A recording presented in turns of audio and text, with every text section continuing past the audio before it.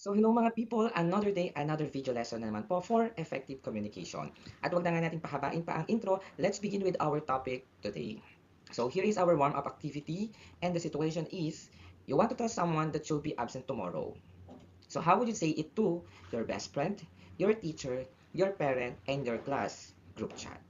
Sige nga, pakaisipin nyo na mabuti yan. And of course, these are our guide questions. Which message changed the most? Yan. And then, why did your wording change? And the last guide question is, how do audience and purpose influence communication? So, ayan po. No? Kung i-imagine natin na mag-absent tayo and we want to message our best friend, syempre ang pwede natin sabihin ay, uy, absent ako bukas, pakopya na lang ng notes ha. Diba? Ganun siya ka-casual. Pero syempre, kung magme-message naman tayo sa ating teacher, mag-iiba ngayon yung wordings natin. Po pwedeng sabihin muna natin is, good evening po ma'am, no, I would like to inform you po that I will be absent tomorrow kasi po may family problem or family matter. Thank you po for understanding. Salamat po. Mga ganyan, di ba? Same message naman, pero iba lang yung delivery. Mas formal pagdating kay ma'am or sa teacher, di ba? Tapos masyadong casual doon sa ating friend. Ayan. So, in this activity or warm-up na ginawa natin, no, so pinapakita dito that effective communication is all about adjustment. Yes, nag-a-adjust tayo and sanay naman na tayo mag-adjust, di ba, sa buhay. Ayan. So, hindi naman tayo nagpapaka-plastic when we do that. Kumbaga, nagiging appropriate lang tayo based sa kausap natin. No? Ayan, so our purpose is still to inform naman, no, that we will be absent. Pero nagkakaroon lang tayo ng mga choice of words, no? Nag-iiba din yung ating tone. And of course, the level of formality, no? Nagbabago. Depende kung sino yung magre-receive ng ating message po, no? Kaya before we speak, no, or before we hit the send button doon sa ating group chat, kung mag-send man tayo online, di ba?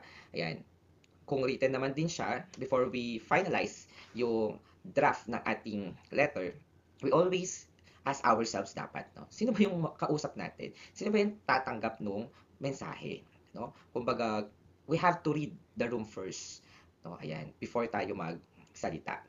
So, this time we are talking about what is communication nga ba?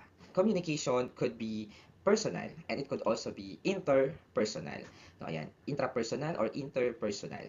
Ayan.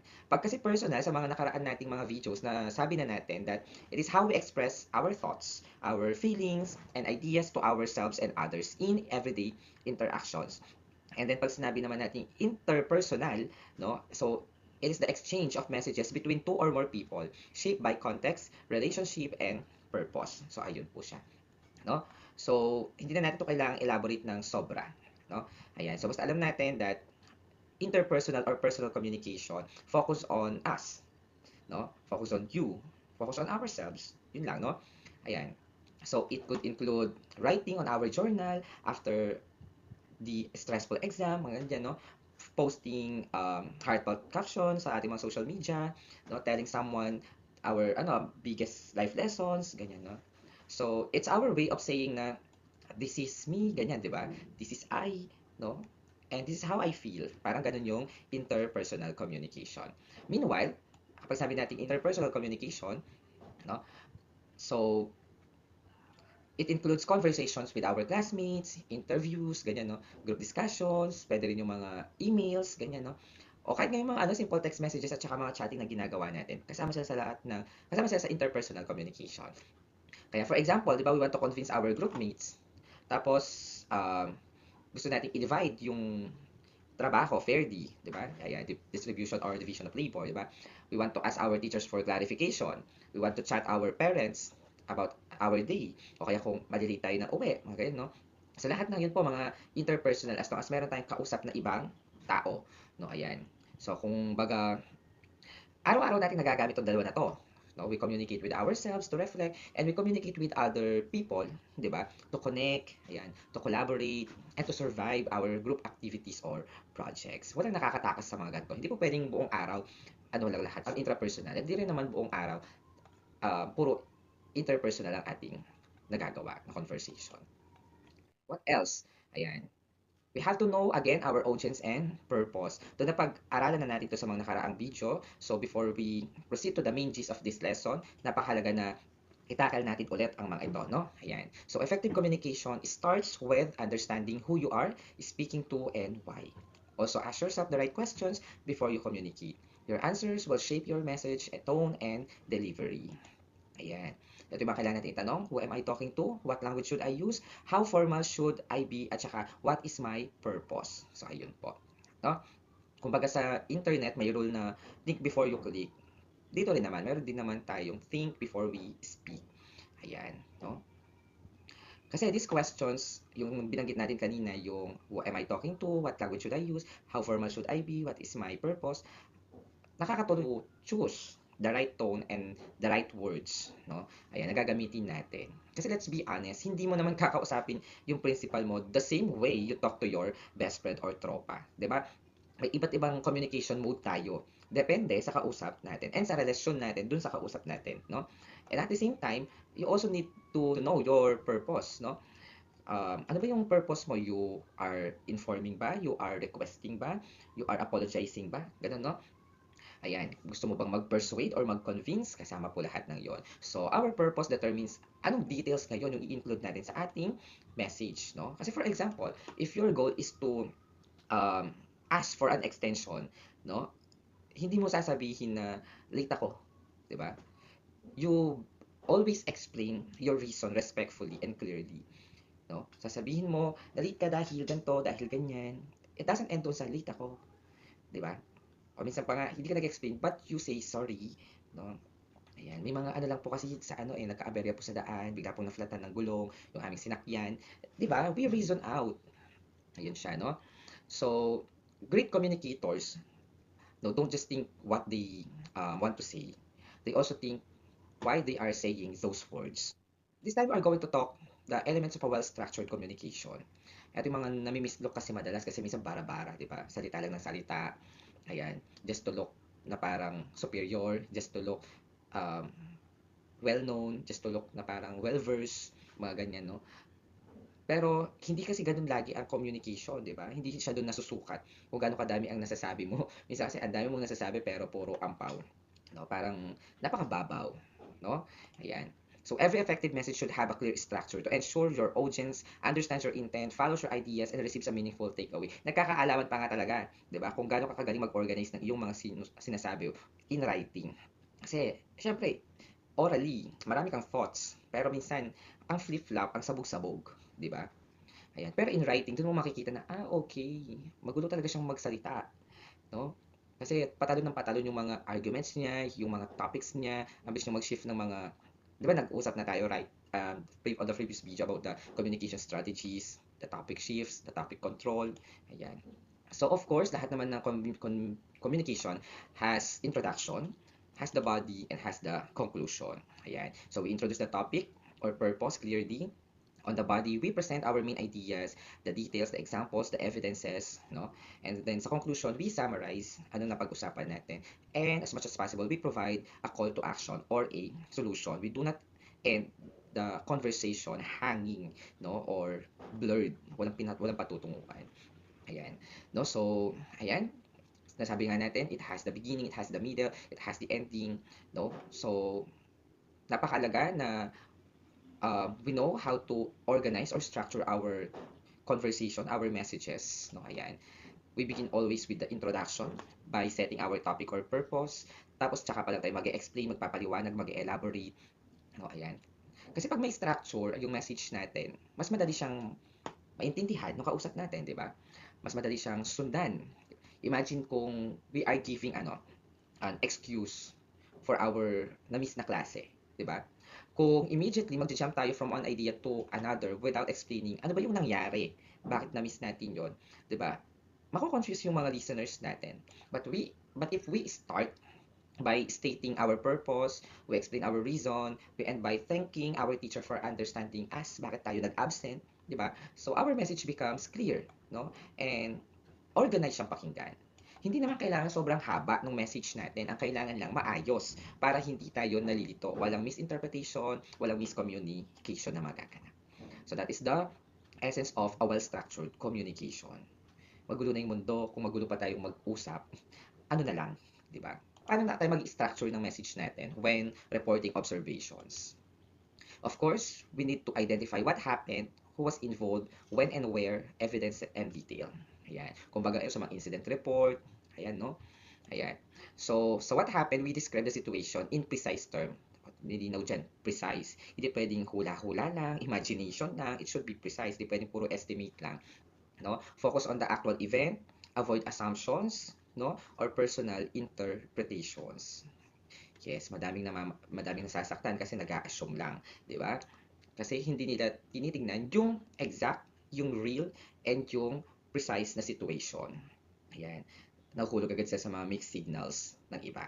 So tayo, in here, when we report observations, we have to be precise all the time. No, stick to verifiable facts and documents the sequence of events. So again, pinapakita naman dito yung sequence. At alam natin yung pagkakasunod-sunod, what happened first, what happened next, what happened before, 'di ba? Ayan. Kahit naman sa korte pag nag-aano tayo, 'di ba? Pag yung mga nagwi-witness, hindi naman sila basta naniniwala lang doon. May mga cross-examination, may mga follow-up questions.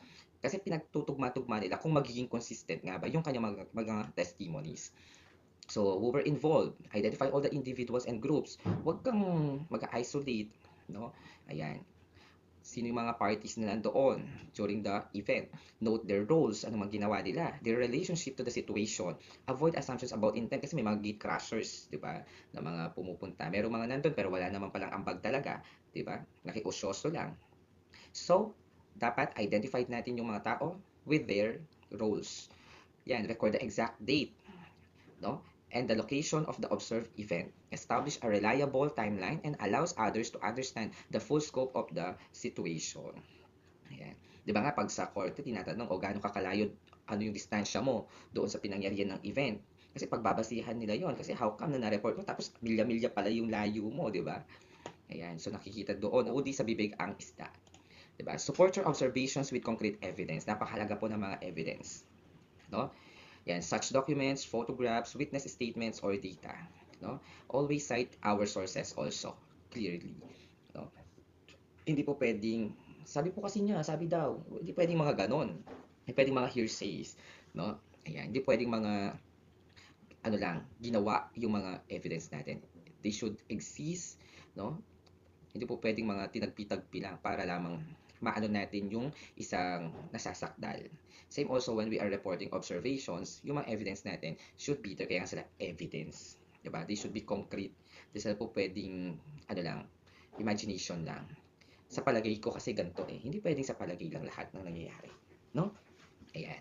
So, we have to be objective, meaning to say we should have the facts, and hindi tayo pwedeng maging subjective, no? Na puro opinion ang lahat ng mga bagay-bagay. Walang lugar sa pag-imbento ng mga stories or sa pag-add ng mga unnecessary dramas, no? Ayan. Kasi kung gusto nating lumabas yung katotohanan, i-set aside natin yung mga drama. No, ayan. We just have to simply describe ano ang na-observe natin, no more, no less. Hindi siya kagaya ng chismis na pag napasa na siya sa pangalawang tao, nadadagdagan na siya at nababawasan hanggang sa ma-deteriorate na yung information. A good report answers important questions. What happened, when, where, who, no? Dapat ganun, no? Tapos i-support natin mga observations natin with details. Ayan. No, para mas credible yung sinasabi natin. For example, during a science experiment, instead na sabihin natin, parang gumana naman siya. No, di ba? Better say, the solution changed, no, from clear to blue, no, after 2 minutes of heating. So, mas ano siya, di ba? Mas alam ano yung nangyari. Kita yung change, naramdaman, na-notice, di ba? So, pareho naman silang nagsabi yung parang gumana naman, tsaka yung the solution changed from clear to blue after 2 minutes. Pareho naman silang may sagot. Pero kung titingnan natin, mas accurate yung isa. Yung isa kasi vague, di ba? Ayan. So, whether you're reporting a classroom activity, a school event, no? Or kung mga ano man yan, mga actual scenes, incidents, di ba? Being clear and objective makes our communication more reliable and credible. Ayan, wag po nating haluan ng emotions, ng opinions, yung katotohanan because of, dahil lang triggered ka, dahil lang galit ka, no. no? May balik po ang lahat ng 'yan. Paano naman 'pag magnanarrate tayo ng mga experience? Kanina kasi magre-report ng mga observations. So, it's another story na naman. So, sa narrate experience, we share our personal experiences in a logical sequence. Again, sequence ulit, no? Paulit-ulit tayo dito sa sequence kasi we are talking about a well-structured communication. So in here, there is also the beginning, the middle, and the ending.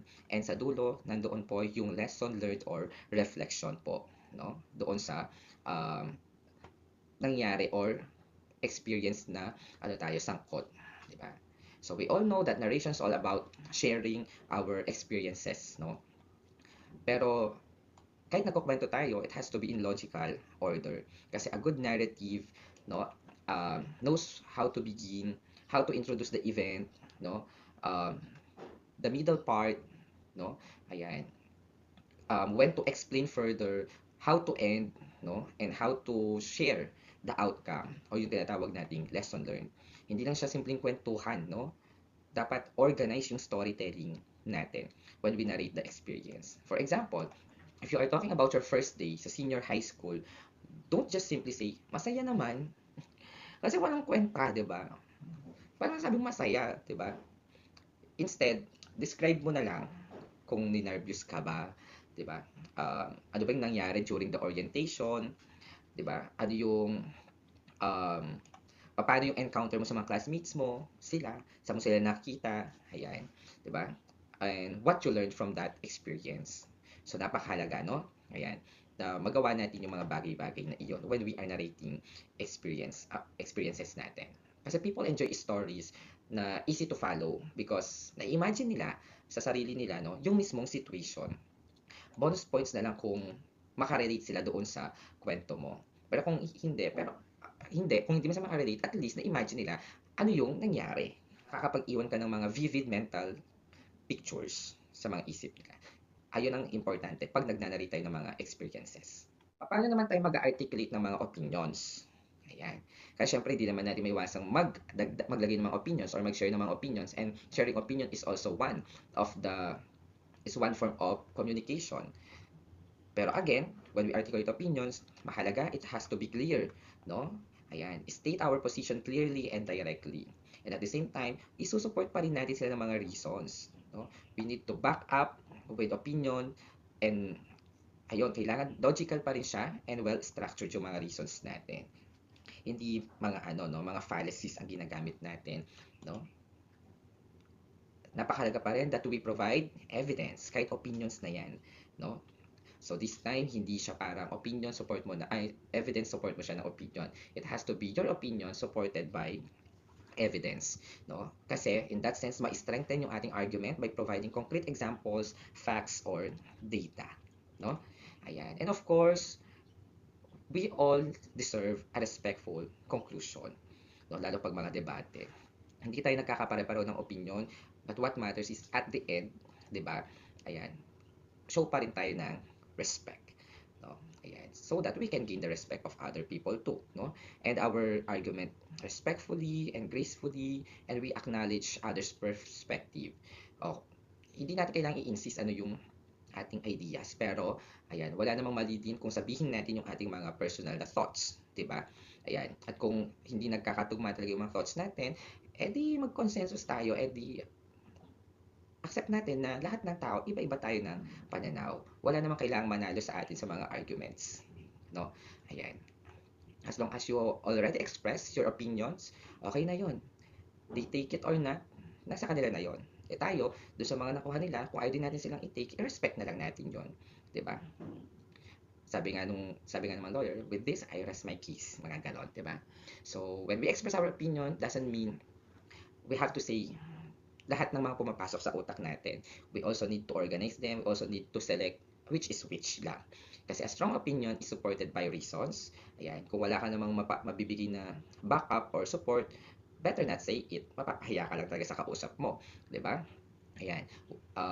Instead of simply saying, I don't like online class, baka pwede mong explain bakit. No? O instead na sabihin mo, ayoko tong 3 term na to, mas okay yung dati. Instead, wag mo silang iwan na ganon lang. You better say, ano yung pinaghuhugutan mo, di ba? So, ganun siya. Siguro kasi you find it harder to focus sa online class o kaya mas feeling mong bombarded ka ngayon sa Twitter, 'di ba? Pero magbigay ka ng explanation, 'di ba? You have to elaborate para maintindihan ka nila, no? Kung nahihirapan ka na mag-focus sa online class or mas better ang performance mo pag face-to-face discussion, then try to convince them, 'di ba? By giving backup at saka mga logical explanations, no? So, always remember na it's perfectly okay to have different opinions. And the key is expressing them respectfully. No, hindi natin kailangang sabihin na superior tayo sa iba just because our opinions differ, no? Ayan. We can use phrases like, in my opinion, I believe, based on my experience, personally, ganyan, no? So that you can show that may pinaghuhugutan ka may pinanggagalingan ka, no? You are sharing a perspective. So, yung perspective mo na yon is hindi naman siya galing lang from nowhere, hindi siya hinula. Based siya sa experience mo. And always say na hindi mo sila pina-force na maniwala sa iyo. And hindi mo sila, ikaw din, huwag ka nilang i-force na mag-agree sa kanila. No, ayan. Kasi we can disagree naman without being disrespectful. Doon lang naman sumasama yung usapan minsan. Kung nagbabasa kayo ng mga online arguments sa mga comment section, nakikita nyo, di ba, the political noise. One group or the other, kukutsain yung bawat isa, di ba? Calling the other dumb, di ba? BO. Ayan. Tapos magmumura pa, no? Na parang dahil lang hindi nag-fit or nag-agree yung opinion ng isang tao sa ibang opinion, ganun na sila mag-badmouth. So, saan doon yung freedom of expression? And then they are calling for freedom of expression. Pero, di ba, sila mismo sinusuppress yung expression or opinions ng ibang tao. No? In the first place, wala naman din nakakaalam sino ba talagang tama sa ating dalawa. No? Dahil wala pa namang napapatunayan. Di ba? And masasabi mo bang tama ka if you are just selective, 'di ba? Kung hindi ka tumatanggap ng opinion ng ibang tao. No? Magulo na 'yung politika, kung magulo pa tayo, hindi tayo nagkakaisa, wala talagang mangyayari. Kahit gusto pa natin patalsikin ang sino man, walang tatalsik sa mga 'yan because magkaiba nga tayo ng opinion. Ayan, ang nangyayari ngayon kasi 'di ba? Kalaban na natin ang bawat isa because of the political ideologies na nagse-separate sa atin. Na dapat sana nagiging united tayo just like what happened, 'di ba? Sa mga nakaraang panahon. Makikita natin ngayon na immature na yung iba pagdating sa mga political dialogues. Pero tayo, we have to remain mature in any communication. And mature communication is all about respecting different viewpoints or point of views. You don't have to insist ang paniniwala mo. Enough na express mo iyon. Mag-agree sila or hindi, okay lang. Magkaiba kayo ng pananaw, okay lang. Respect is the key. Paano naman tayo mag-organize ng mga ideas natin clearly? Diyan nahihirapan yung karamihan, especially mga bata. Sa mga tinuturuan ko nga, no, na journalist, you will see na ang gulo pa, ang sabu-sabu pa ng mga ideas nila. But I know one day, magmamature din sila. And I'm praying and hoping for them. So when we organize ideas clearly, we stay on one topic. We arrange logically. We use transitions. We avoid unnecessary details. And we always have a clear conclusion. Ang isa sa pinakamadaling paraan to become a better communicator, dapat organize yung ideas natin. We stay focused on one topic. Kahit pa gaano kasarap magsalita minsan, kahit gaano pa tayo na-overwhelmed sa mga ideas natin, no? We have to remain organized sa mga ideas natin. No, ayan, stay focused, arrange our thoughts logically, at gumamit tayo ng mga transition words, no, like first, next, however, therefore, finally, huwag ka ng bira ng bira.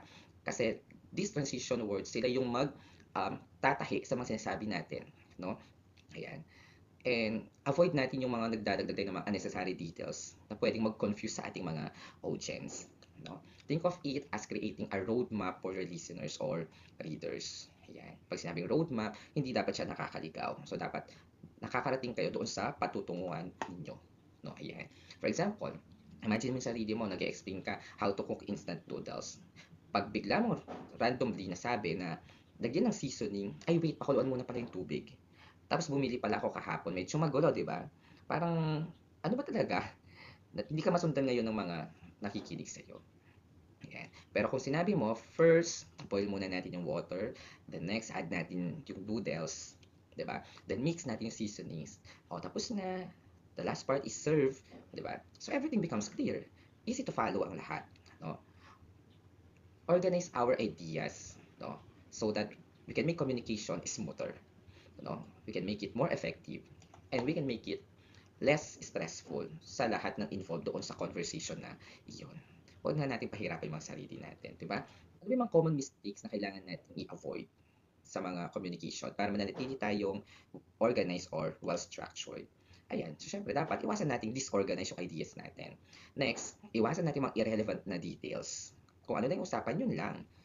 Then, we have to make our purpose clear. No? I-avoid natin yung mga inappropriate tone. We need to avoid errors sa grammars natin tsaka sa spelling. Kasi madalas din yung maging ano, 'di ba, dahilan ng mga pagpupuna. Instead na mag-focus sila doon sa message mo, o na-focus sila saan? Doon sa grammar tsaka sa spelling. And of course, ignoring the audience. Isa yun sa dapat natin i-avoid. Kasi kausap mo nga sila eh, di ba?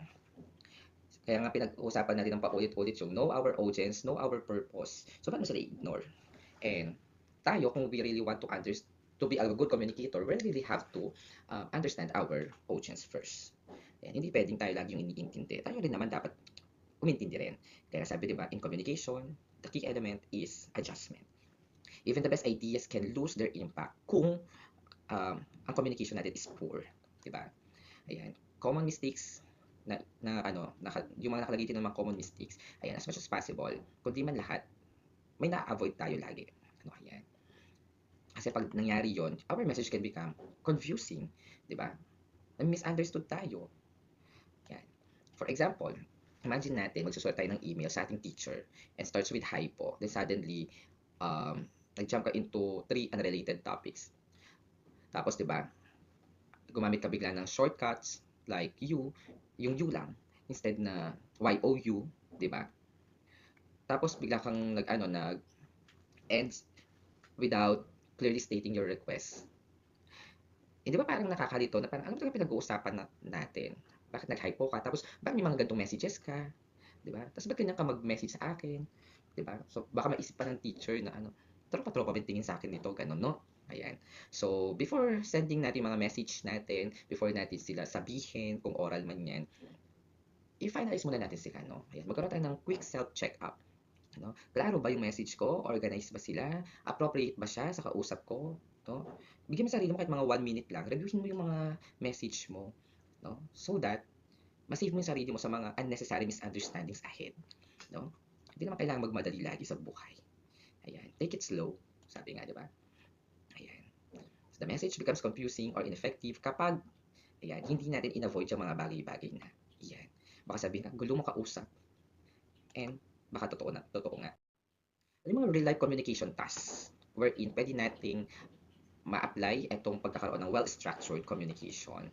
Ayan, when we are writing an excuse letter or mga formal emails, when we are reporting an experiment, when we share personal experience, when we give an opinion, or we join a class discussion, and when we post responsibly and meaningfully sa social media.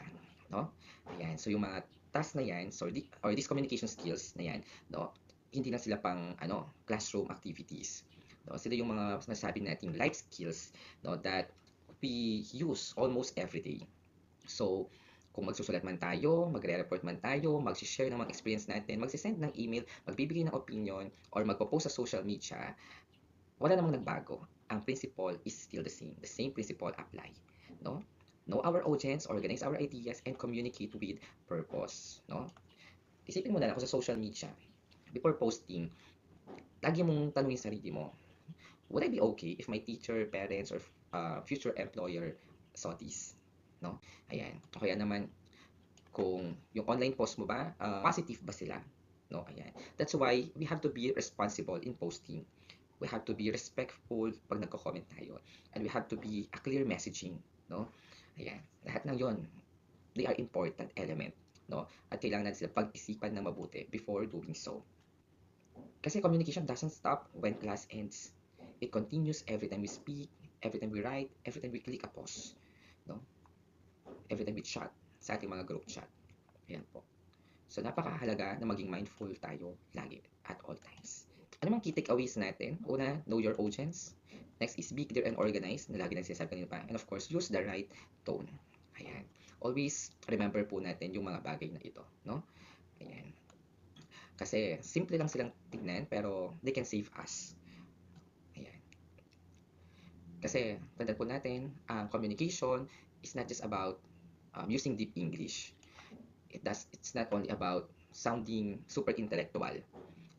Ang communication po, it's about making sure people understand our message, no? The way we intended to do it. No? The best communicators aren't necessarily the loudest. They're the one who speak with clarity, with confidence, and of course, with consideration for others. Ayan. Kung di ka rin nakaka-connect sa mga audience mo, wala kang saysay magsalita, ibig sabihin doon. Of course, that's a wrap. Ayan, nakatapos naman tayo ng video lesson. Ayan, so thank you po sa pagsubaybay at pagsama lagi sa akin. Ayan, so I hope you learned new lessons sa ating effective communication. So again po, it's not just about speaking or writing. It's about organizing our thoughts, our understanding, and based sa ating mga audience, no? And it's about expressing our ideas with purpose and respect. Huwag po natin tatanggalin yung mga bagay na yon. And always remember po, you don't have to use complicated words to sound smart. The best messages are clear, organized, sincere, and meaningful. So keep practicing these communication skills po in our daily conversation, school activities, and even on social media. So thank you so much po. See you on our next lesson. Thank you for watching. Don't forget to like, subscribe, and share our video po. Bye-bye po.